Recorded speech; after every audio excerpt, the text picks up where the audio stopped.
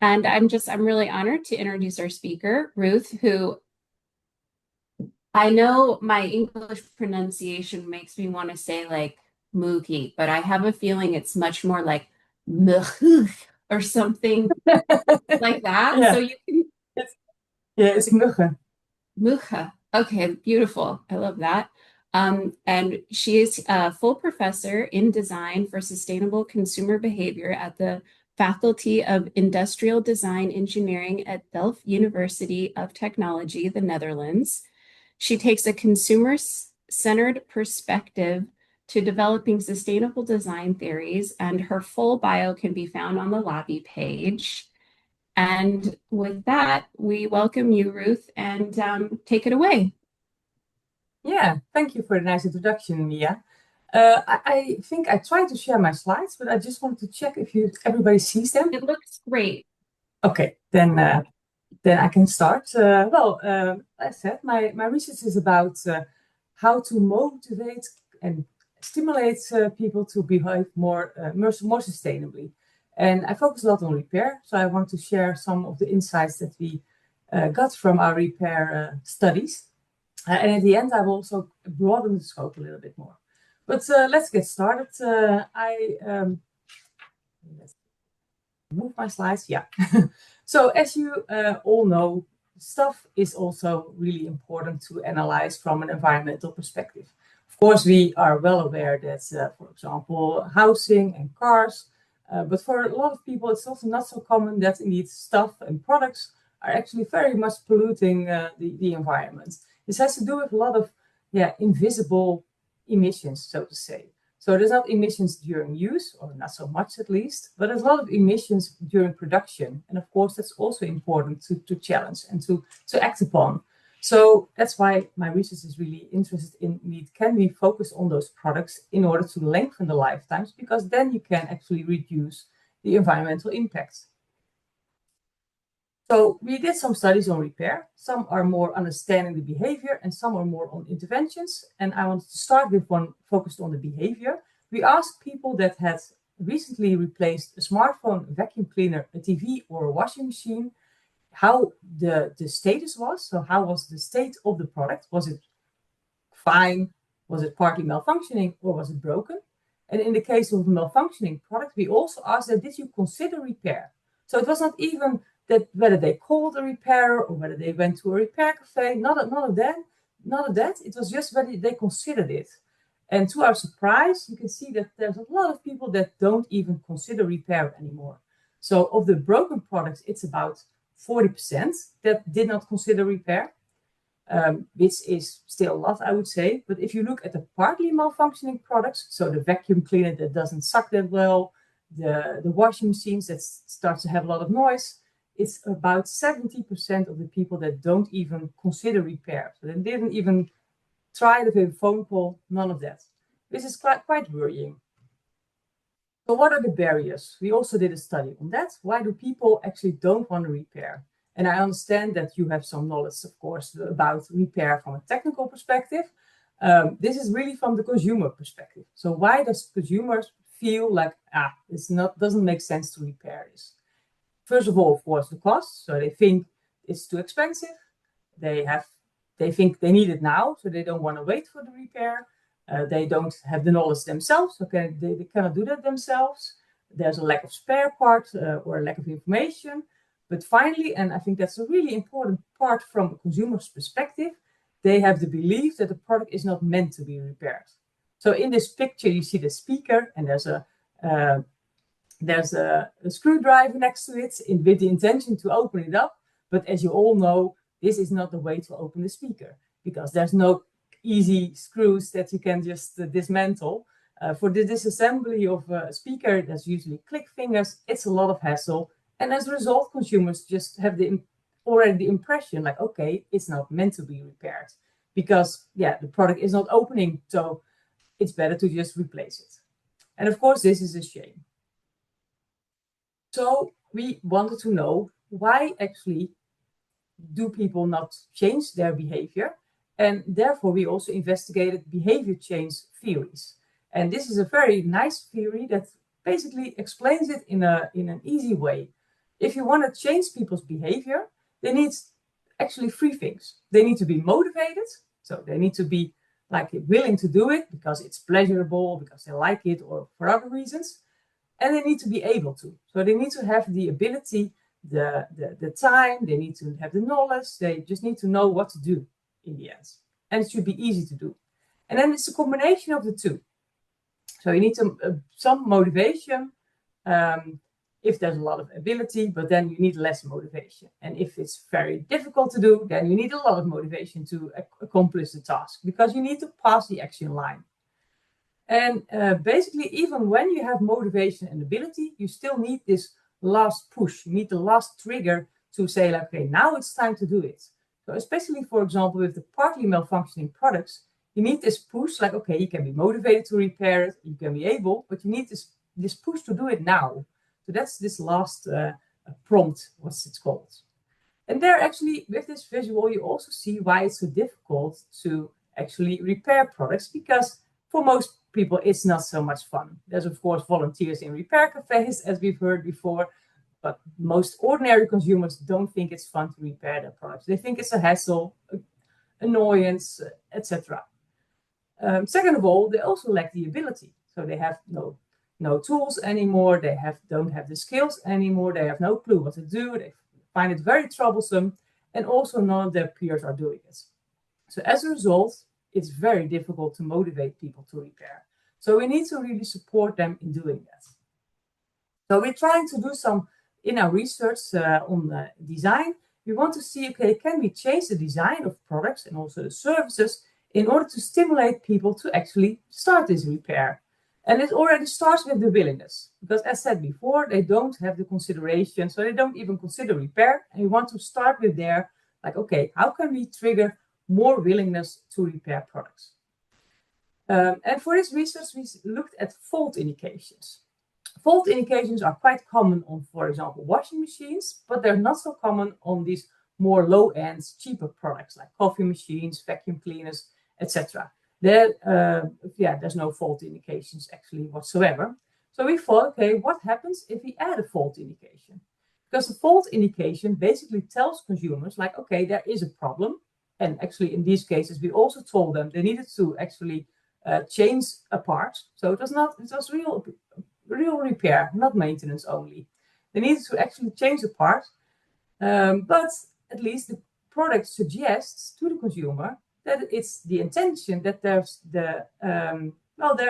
definitely it's designed to be repaired, because it's already programmed to give this tip that this part needs to be replaced. As a result, people have to actually much more this can-do mentality. Like, okay, actually, I can do this because the product is telling me that it's possible. So, well, then I should definitely try.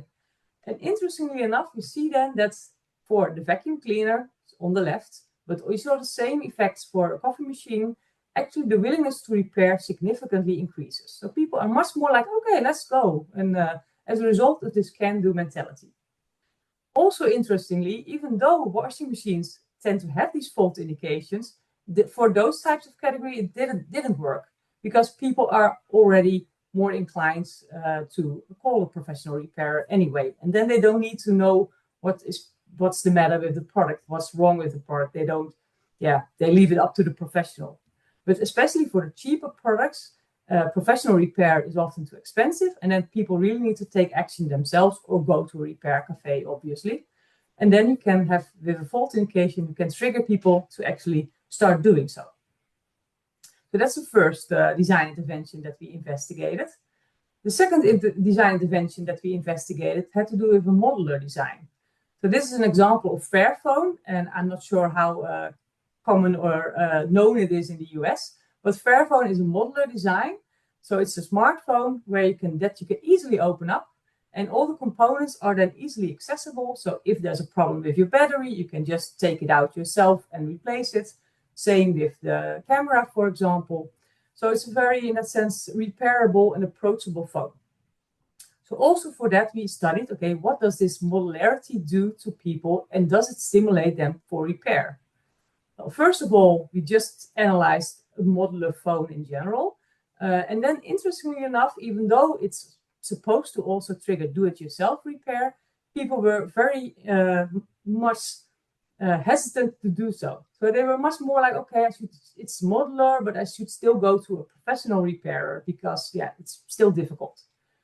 So then we also tried some more, and we also included in the modular design some icons, just as you can see in this picture. So the icon of this is the battery, an icon of this is the camera, and that actually helps people to feel more okay with the repair. So it becomes for them easier. Of course, it's not necessarily easier, but just this cue supports the consumer in thinking like, okay, yeah, it's not that difficult. I can actually do this. And this confirmation that indeed, as a consumer, you can also do things yourself is really needed in order to help them indeed change certain parts, such as, for example, in this case, the camera. So modular design can help, but then you also need still to guide the consumer because they find it very difficult, also because they just lost all the expertise in repair.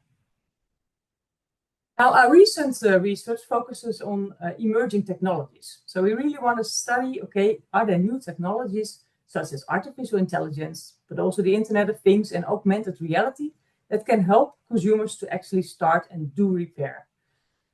So we see different opportunities in these technologies. So with Internet of Things, for example, it is really nice that you have these additional sensors. So products can actually see themselves much better what's happening because they can sense like, oh, this is going wrong, then this part needs to be replaced. With artificial intelligence, you can actually analyze overall fault patterns, but also give this step-by-step guidance. And especially with augmented reality, you can also provide really assistance during repair actions, for example, by pointing towards certain parts and highlighting certain parts in the products. So we were really interested in studying those types of technologies, and we have done a desk research on that. But we also started some design interventions, and well, we did not completely study it yet, but I did want to show you a video of one of our graduation students that actually created an artificial intelligence solutions for a headphone. So I hope it works. Otherwise, I will just explain. Do you also hear the sound? Or no sound? I don't hear sound. Okay, well then I'll just talk all over the video. It's just background sounds, but I didn't want to bring too much noise to you. Basically, this headphone has two elements in it. On the one hand, it's designed according to this modular design. So there's parts that can be easily taken out and actually replaced and improved.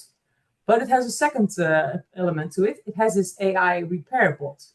And the AI repair bot actually, here it gives the hint like, hey, then there's something wrong with the headphones. Shall we fix it? So don't throw it away. Let's take action.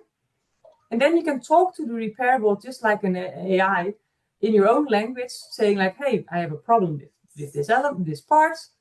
And it goes then step by step, explaining what is wrong and how you can fix this.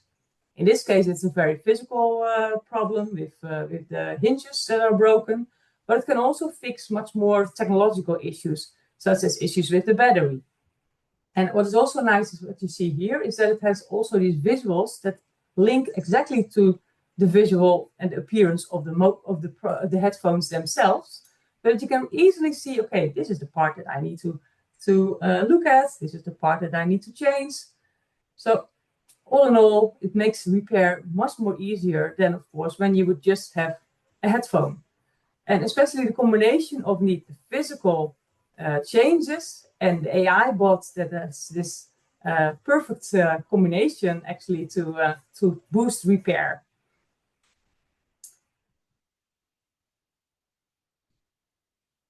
Of course, these are all ability.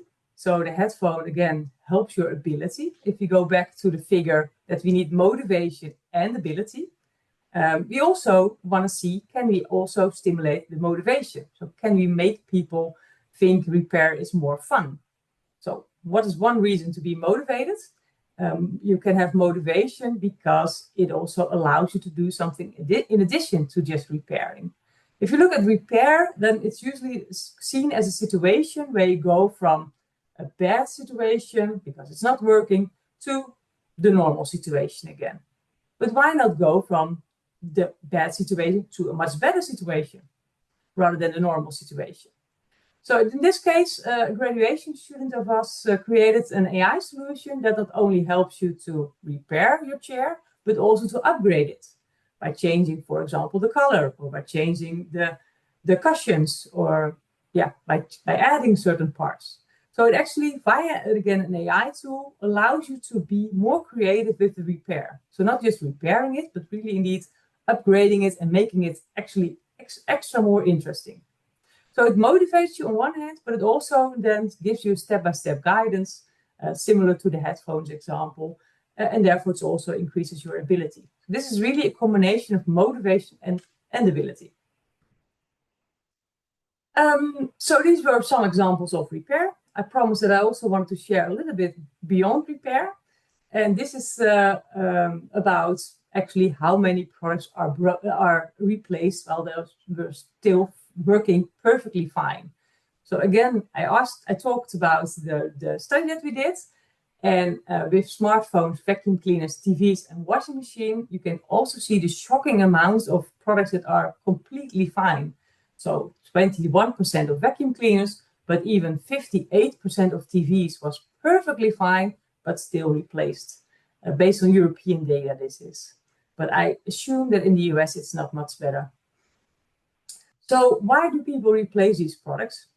That has to do with different values. Functional value can play a role, but there's also emotional value. If a product is very beautiful, for example, especially new ones tend to be very beautiful. Epistemic value, people want something new. That's basically what it means. You want to have fresh experiences. And if you go a little bit down, you also see the mental book value play a role. And mental book value has to do with what people expect from a product. So they have certain lifetime expectations. And based on that, they at some point think, it's fine. We can actually replace this product because it has made its money worth. It's basically, it's successful enough. So I can now replace it. But you can easily understand with, for example, a TV. If you have had your TV for 10 years, then people would say like, it's time for a new one. Let's replace it. And that's then also something we can try to see if we can change that via the design. I brought a few examples for each of them. So emotional value, without going into a lot of details, this is a lamp. And basically you put the height of your children every year in the lamp. Rather than stretching it somewhere in your house, you can stretch it on the lamp. And therefore it creates this unique pattern that is, perfect for you and your family. And of course, it also is very, much the story of you and your family. And you can easily imagine that if you would have such a lamp, that it also increases the emotional value. So maybe we can also see, can we create certain interventions to strengthen the emotional value of products? I also talked about novelty. Again, modular design, but not just changing it and replacing it by the same components, but actually upgrading it could strengthen this novel experience, because then you have, not a completely new smartphone, but still a partly new smartphone, which can also be a reason to not replace the smartphone again. And finally, I want to share a little bit about the mental book value. As said, we actually have some expectations, but if you look at products, we actually have no real clue how well and how often they are used. For cars, we have. If you have a car with 110,000 miles, then you know it can still run for still quite a while. So it's fine. I can expect it to last. With an oven, we have no clue. A dishwasher, who knows? So what we can do is try to extend that by maybe making that much more visible to people, how often they've used it and what they can expect from a dishwasher, but maybe also to raise their expectations in general. And I brought this last example for that purpose. This is, again, the Fairphone, but it also gives you an indication of how long you could actually use this phone. And of course, this is conceptual, so don't think that Fairphone actually believes that they will be able to last for so many years. I think they are aiming for 7. But basically, this intervention suggests that every year when you have a Fairphone, you will get a button. So 1, 2, 3, 4, 5, in this case, 6 years. But you also see that there are spaces for a total of 15. Again, that is too optimistic. It is a concept, not an actual design. But you already get the impression that indeed, if you would give that to people, they would at least see like, okay, it is possible. So I could actually have higher expectations from the lifetime. I should not replace it after 2 years only. I should try to extend it and maybe reach indeed the 6 or 7 years. So all in all, I would like to conclude that products can indeed last longer if we design a system that supports consumers to do so. And as a final remark, I want to promote the conference that I'm co-chairing together with a colleague. We have the Product Lifetimes and the Environment Scientific Conference. It's a scientific conference, so there's a lot of scientific studies. But if you would be interested in checking it out, please check out the website. It will be hosted again next year in Sweden. But there's also the information of the prior conferences, in which we talk all about repair, lifetimes, but also from a business model perspective. But I can imagine that there's some interesting insights also from the prior conferences for you as an audience. Thank you for your attention. Thank you so much, Ruth. That was amazing. That leaves me thinking so much to think about, especially the component where it's not always on the business, but the consumer and how they're going to approach things and how they're going to take the initiative. I do want to highlight some questions in the chat. I don't know if you can see the chat now that you're done speaking. Okay, I can. Or Kate, I can read your question, or if you want to come off. Yeah, I just need to find it, I think. I'll stop sharing and then I can focus here on the chat. Yeah. Okay. Kate says, hoping you will address the DRM and the increasing inclusion of smart electronics that must be updated, subscribed to, and pretty much guaranteed obsolescence, which I wonder if we're going to have these smart electronics, they can also have the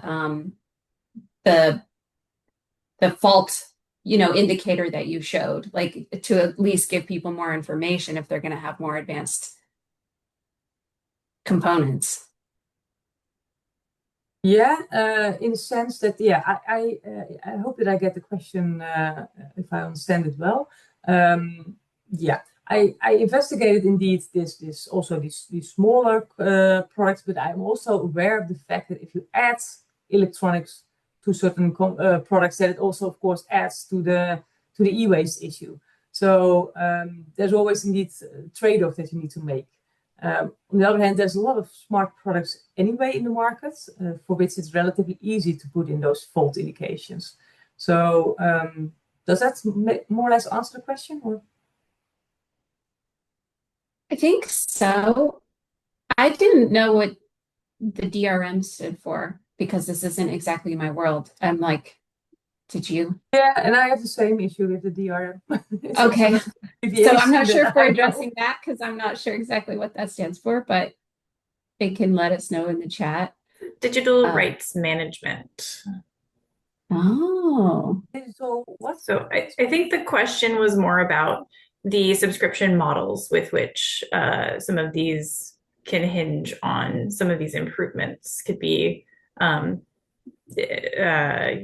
sold at one rate. I think of in the US, at least your cable subscription and things, it's going to increase in 6 months or in a year.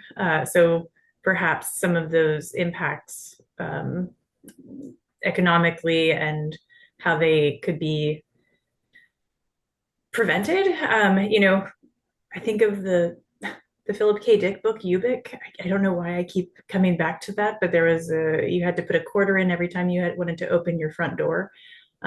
So the built-in models into some of the technology that can become, what do they call that?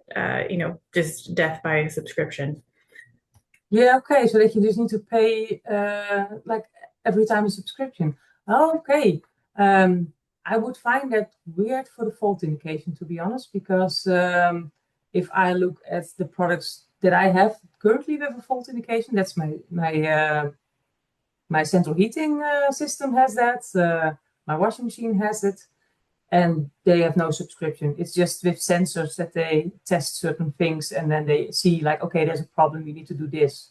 And it's usually maintenance driven rather than repair driven. But it can also be incorporated for repair if you do a little bit more with IoT. So I don't think there's a need for DRM because indeed there's a lot of consumers that don't like the subscription. You also see it with circular business models, for example. If there's the business models related to leasing, at least in Europe, there's a lot of people hesitant and they prefer to just own a product. I'm just going to do a time check that we have 3 minutes left, and in a second, and I'll drop the link into the chat of how you get back into the lobby if anybody needs help navigating that. But I think we have time for at least another question. It seems like your talk kind of brought up a lot about interest about policy. And, I think you have different policies in Europe than we have in the US, but there's this question for Maria that's, what are the policy solutions that you believe could be effective to help prolong electronic product lifespans, which would be interesting since you probably have more advanced policies, but you're still seeing it in your data that people aren't choosing to repair. Yeah, well, we indeed have the right to repair in Europe, which is, I think, more advanced than the US. But I would definitely see that we need also here in Europe more policies. So there are actually some discussions about what the right to repair then means. So there were some debates about indeed the battery. I think that's a really important part because batteries are often the component that needs the most repair. Think of smartphones, but also other products. And the repair is then indeed for a battery.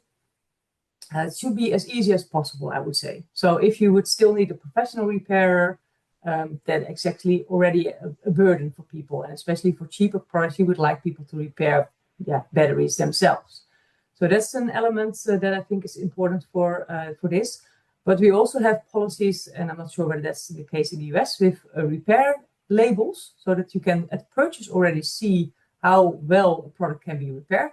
And that's also an important one, and it needs to be communicated better here as well. So you can find it, but you need to search for it, and I don't think that's the solution. But you could also go for a more lifetime-oriented label.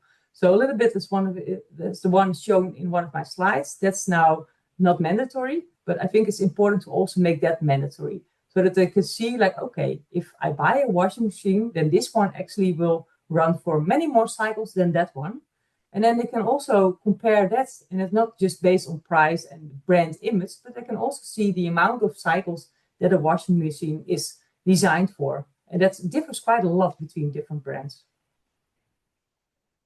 Oh, good points. I agree with all of that. That picture you showed with like the color coding and like, this is where the speaker is. I was like, what a dream. I hope that becomes a reality.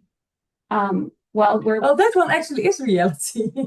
Well, for you. yeah, that one is reality.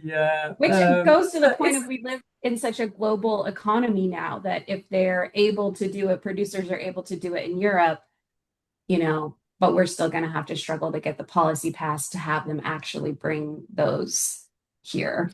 Yeah, and maybe Google for Fairphone, because it is a Fairphone, and also in the Netherlands, they are based in the Netherlands actually, and they're relatively small still, but they're already active for multiple years. And I think it's very, in a way cool that they seem to still survive next to the big brands of Samsung and Apple.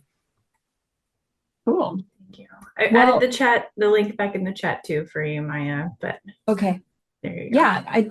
Thank you so much. I feel like that was a whirlwind of information, and I just want to say thank you, and thanks everybody for coming, and thanks for presenting, Ruth. I know the time difference you've accommodated for us, and so I really appreciate it. And thanks again. Thanks for your research. Yeah, you're very welcome. It was my pleasure. Great. Okay, everyone, return to the lobby.